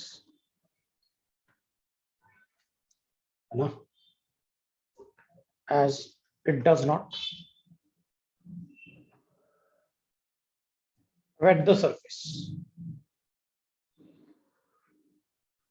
Wet the surface and converts directly into the gaseous state. And converts। अपन लिख सकते थे it सब्लिमाइज easily, है ना, directly into gaseous state. और क्योंकि ये heavy होता है, हैवियर ड्राई आइस आपने देखा भी होगा, कैल्शियम बाइकार्बोनेट होल्ड ट्वाइस होगा ना लाइम वाटर में, हाँ। दिस इज लाइम वाटर, ये सॉल्युबल कॉम्प्लेक्स है HSO3 होल्ड ट्वाइस। तो ड्राई आइस मतलब मैरिजेस में, CO3 होगा ना? हाँ ये ट्वाइस कौन सा, ये वाला? हाँ सर, S कहाँ से है? C होगा ना, और ट्वाइस। एक्चुअली अगर SO2 होता तो भी यही सेम रिएक्शन होता, कार्बन की जगह S हो जाता बस। तो दिमाग में चल रहा होगा ना कि भाई SO2 होता तब भी ये रिएक्शन देगा, सेम रिएक्शन लाइम वाटर के साथ। तो दिमाग में चल रहा होगा कि भाई CO2 अगर ये रिएक्शन देगा तो जरूरी थोड़ी है CO2 होगा ही होगा, SO2 भी हो सकता है, तो SO लिख दिया होगा। Okay sir. Being heavy and non-supporter of combustion.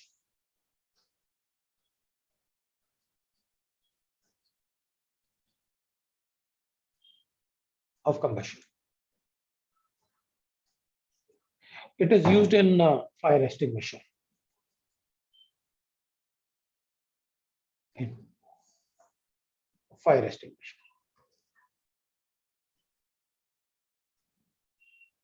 अब ड्राई आइस ना, आपने कभी कभी तो मैरिजेस में भी इसको यूज करते हैं सॉलिड CO2 को। हाँ सर। आपने देखा होगा व्हाइट सॉलिड स्प्रे करते हैं और वो अपने कपड़ों पे भी गिरेगा ना तो वेट नहीं होता, वो सीधा सब्लिमाइज हो जाता है। सर आइसक्रीम बॉक्स वो हार्मफुल है या हाँ वही वही सर वो तो हार्मफुल है या मतलब नॉर्मल है? नॉर्मल। ओके सर आइसक्रीम के बॉक्सेस में भी लॉन्गर टाइम के लिए स्टोर करने के लिए। हाँ,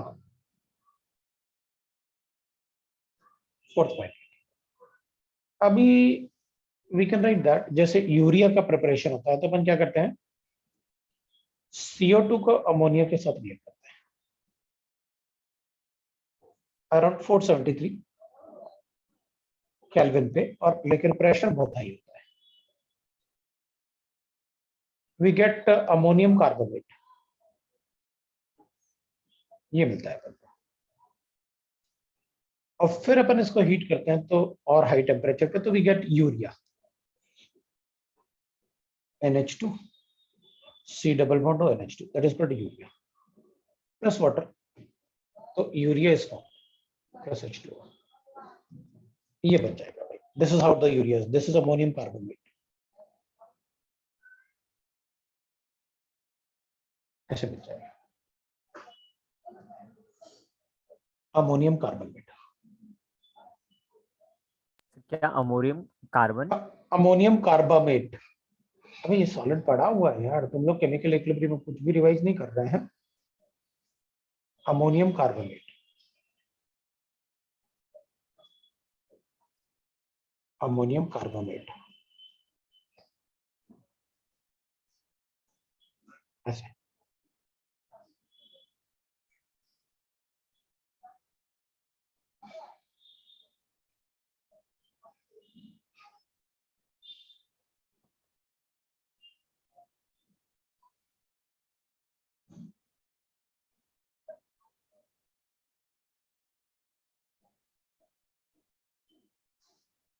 ठीक है, अब मुझे नहीं लगता वो ग्लोबल वार्मिंग में ग्रीन हाउस इफेक्ट मुझे बताना चाहिए, तुमको बताना है ग्रीन हाउस इफेक्ट? नहीं सर। सबने पढ़ा हुआ है, एंड ग्लोबल वार्मिंग, है ना, तो अपन को पता है ग्रीन हाउस इफेक्ट क्या होता है। ये प्रॉपर्टीज मतलब थोड़ा सा अपन को आना चाहिए। इनमें से जो पार्ट अपने लिए इंपॉर्टेंट होगा, फर्स्ट वाला ही प्रॉपर्टी सबसे ज्यादा इंपॉर्टेंट है, बाकी ठीक है अभी चैप्टर वाइज है तो अपन को पता होना चाहिए।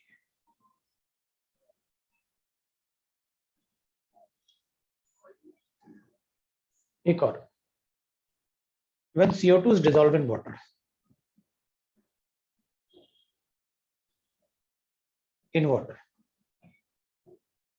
तो CO2 को जब अपन वाटर से रिएक्ट करवाते हैं ना तो कार्बनिक एसिड बनता है H2CO, और H2CO3 फिर जो है ना ये डिसोसिएट भी होता है, क्योंकि वो एसिड होता है तो ऐसे डिसोसिएट भी होता है, और डाइप्रोटिक एसिड है इसलिए 2 स्टेप में डिसोसिएट होगा, तो ये 2 स्टेप में डिसोसिएट होगा, ये कार्बेटाइन। So water contains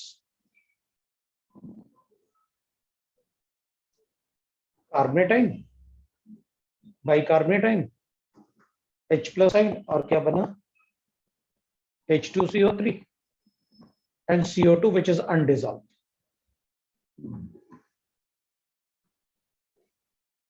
CO2। Question में पूछ सकते हैं अपन से ऑप्शन में, बताओ जब CO2 को वाटर में डिसॉल्व करेंगे तो उसमें क्या क्या प्रेजेंट होगा। तो किसी ऑप्शन में अपन को लिखा होगा ये और ये प्रेजेंट होगा, किसी में लिखा होगा ये प्रेजेंट होगा, किसी में इन सब से सबको लिखा होगा, तो अपन कहेंगे सब कुछ प्रेजेंट होगा। कुछ ऐसा भी CO2 होगा जो डिसॉल्व नहीं हुआ, जो वाटर से रिएक्ट नहीं किया। ऐसे थोड़ी होता है, अगर अपन ने 5 लीटर डिसॉल्व किया वाटर में तो जरूरी थोड़ी सारा 5 लीटर रिएक्ट करेगा, और ये तो इक्विलिब्रियम रिएक्शंस है। तो इस टाइप से अपन बना सकते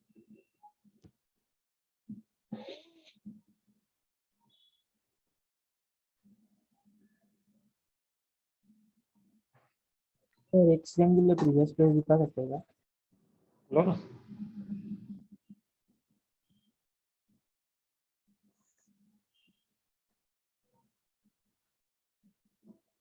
ओके सर। ठीक है, मैं आगे देखिए। अब अपन को ये तो खत्म हो गया अपना, अब अपन को कंपाउंड्स ऑफ सिलिकॉन पढ़ना है। अब ये बताओ तुम लोग नेक्स्ट क्लास में आओगे क्या? सर आज इतना ही पढ़ते हैं। हाँ सर। ये कौन बोल रहा है पहले तो? कल एग्जाम है सर। अच्छा कल एग्जाम है, तब रहने दो, फिर रहने दो। हाँ सर कल एग्जाम है। चलेगा चलेगा, कोई यस बात सर। नहीं, फिर रहने देते हैं, कोई प्रॉब्लम नहीं। सर अभी कंटिन्यूअस चलता ही रहेगा एग्जाम, मिड मार्च तक करीब। हाँ सर। अरे यार, तो फिर अपन को संडे वनडे में कुछ ज्यादा क्लास लगानी पड़ेगी फिर तो। चलेगा सर सर। संडे को पहले से फिजिक्स और मैथ्स का क्लास लगा हुआ है। हाँ तो संडे अपन सिर्फ डाउट क्लास लगा सकते हैं। हाँ सर Yes, चलेगा, sir. Homework Yes, sir. Discussion के लिए। हाँ वही मैं कह रहा हूँ, फिर अपन पढ़ सकते हैं ना कंटिन्यूअसली फिर। ठीक है, Yes. तो तुम लोग नेक्स्ट क्लास में नहीं आ रहे। अच्छा, जो हाँ। एल्कीन एल्काइंस पढ़े नहीं पढ़े जो, वो आ सकते हैं क्या? जिनका एल्कीन और एल्काइन छूट गया, वो आ सकते हैं क्या, या वो उनका भी एग्जाम है? सर हमारा भी है। हाँ सर।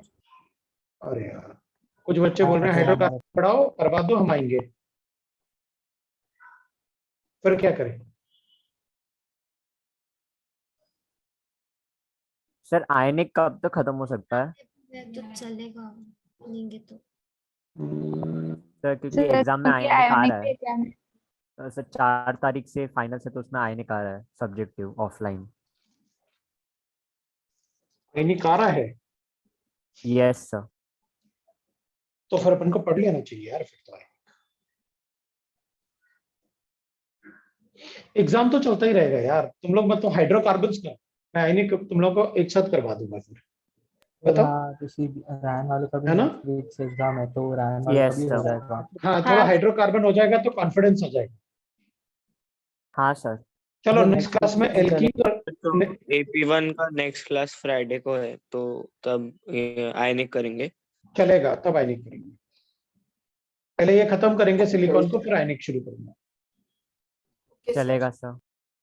अभी नेक्स्ट क्लास में हाइड्रोकार्बन पढ़ा रहा हूँ। चलेगा? Okay sir. चलो हाँ सर चलेगा हाइड्रोकार्बन। चलेगा, तो फिर मैं एल्कीन और एल्काइंस पढ़ा रहा हूँ। जिन्होंने मिस किया है वो कंपलसरी अटेंड कर लो, जिन्होंने मिस नहीं किया है वो लोग ऑप्शनल हो गया उनके लिए। हाँ सर। Okay. चलो ठीक है। Sir same link. हाँ सेम लिंक इसके बाद। Bye bye sir. Bye bye bye sir. Bye bye bye bye bye.